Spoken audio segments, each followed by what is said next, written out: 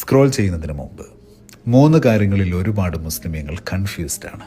Music, investments, dogs. Music ഹറാമാണോ?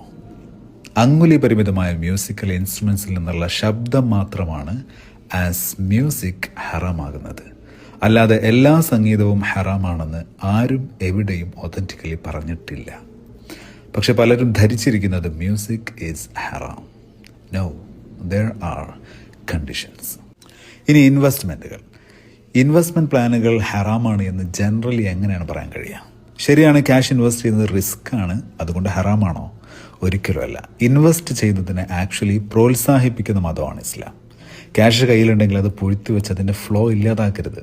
ഒന്നുകിൽ സ്വന്തമായിട്ട് business ചെയ്യുക, അല്ലെങ്കിൽ ഇൻവെസ്റ്റ് ചെയ്യുക. പണം കിട്ടുന്ന എവിടെയും ചെന്ന് ഇൻവെസ്റ്റ് ചെയ്യാൻ നിൽക്കരുത്. പോൺ, ബാങ്ക്, ഡ്രഗ്സ് തുടങ്ങി ഇസ്ലാമിക് വാല്യൂസിന് നിരക്കാത്ത ഒന്നിലും ഇൻവെസ്റ്റ് ചെയ്യരുത്. ഇനി നായയുടെ കാര്യം. സ്വർഗത്തിൽ പ്രവേശിക്കുന്ന ഒരു ലക്കി ആനിമലാണ് ആക്ച്വലി ഡോഗ്. നായ ഹറാമാണെന്ന് ആര് പറഞ്ഞു? എവിടെ പറഞ്ഞു? ശരിയാണ്, നനവോടെ നായ തൊട്ടാൽ കഴുകണം, നജസാവും. പക്ഷേ ഇറ്റ്സ് നോട്ട് ഹറാം. പരമാവധി ആളുകളിലേക്ക് ഷെയർ ചെയ്തോളൂ. പലർക്കും ഇത്തരത്തിലുള്ള കൺഫ്യൂഷൻസ് ഉണ്ടാവും.